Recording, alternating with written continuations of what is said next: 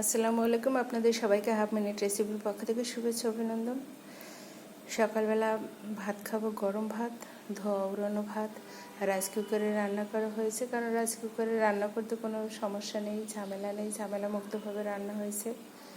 জানি না গ্রামের মানুষ কতই না কষ্ট পাচ্ছে, তাই তো তারা সকালবেলা অলস জীবনযাপনের জন্য পান্তা ভাত খায়। আর শুনেছি পান্তা ভাতে নাকি প্রচুর পরিমাণে ভিটামিন আছে, কিন্তু আমরা শহরের মানুষ পান্তা ভাতকে তুচ্ছ তাচ্ছিল্য করি। কিন্তু আমি মাঝে মাঝে খাই পান্তা ভাত লোকচক্ষুর আড়ালে। কারণ হচ্ছে আমার বাবলুসোনা পান্তা ভাত খেতে দেখলে ভীষণ রাগ করে, আর সে তো ভাত খায় অনেক কম। আর আমরা যখনই পান্তা ভাত খাই তখন খুব রাগ করে, আর বেশি ভাত খেতে গেলেও তার ভীষণ সমস্যা হয়। সে লতা পাতা খেলেই ভালো ফিল করে। আমার বাবলুসোনার ছাদ বাগানে প্রচুর পরিমাণে লতা পাতা আছে, আর আম্মুর রেসিডেন্সও আছে। ছাদে অনেক টপ ফ্লোরে যেতে ভীষণ কষ্ট হয়, বোঝেনি তো।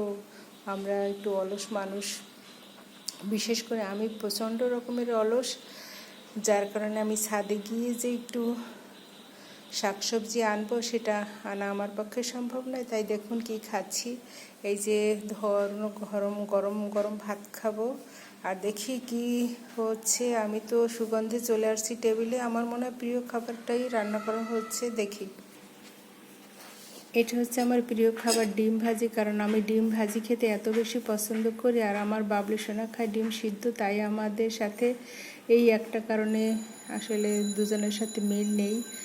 আমি তো ভীষণ ভীষণ পছন্দ করি ডিম ভাজি খেতে, কিন্তু আমার দলে আরও কিন্তু লোক আছে। সেটা হচ্ছে আমার আব্বু সোনা, সাধু সোনামণি। সে প্রচুর পরিমাণে ডিম খেতে পছন্দ করে। সে ডিম পেলে আর অন্য কিছুই খেতে চায় না। আমার আব্বু সোনা বলে যে সে ফরেনের হলেই ভালো হতো, কারণ হচ্ছে সে ফাস্ট ফুড খেতে ভীষণ পছন্দ করে। আর আমাদের হাতে রান্না তো তার কাছে মনে হচ্ছে যে স্বর্গীয় খাবার। যাই হোক, মিম তুমি খেতে বসো, তোমার ক্ষুদে নেই।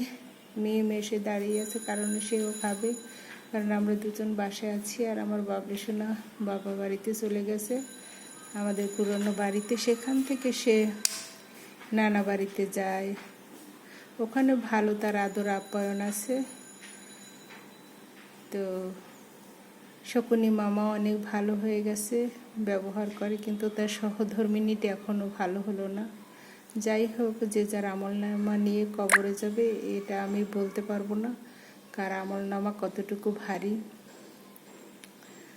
তো এই যে দেখুন কত সুন্দর ডিম ভাজি করা হয়েছে। আমার বাবলুসোনাকে যদি এই ডিম ভাজি আর গরম ভাত দিতাম, কোনো কিছুতেই সে খাবে না। সে ডিম ভাজি এত ঘৃণা করে। কিন্তু দেখুন, ডিম ভাজি কার না ভালো লাগে, আমার তো ভীষণ ভীষণ ভালো লাগে। এখন এই ডিম ভাজি দিয়ে আমি এক থালা ভাত খাবো, তাতে আমার গলাও লাগবে না। কিন্তু ডিম ভাজির সাথে একটু আলু ভর্তা, ডিম আর ডাল হলে ভালো হতো, কিন্তু যেহেতু নাই, এটা দিয়েই খেতে হবে।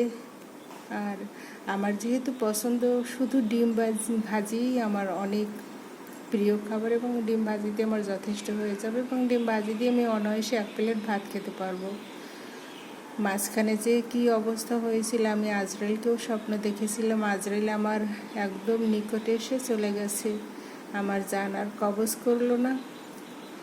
তো আসলে তখন জানটা কবজ করলেই ভালো হতো। আমার আসলে কিছুই ভালো লাগে না। তারপরে তো আসলে দিন আসে, রাত আসে, এগুলো কাটিয়ে জীবনযাপন করতে হয়।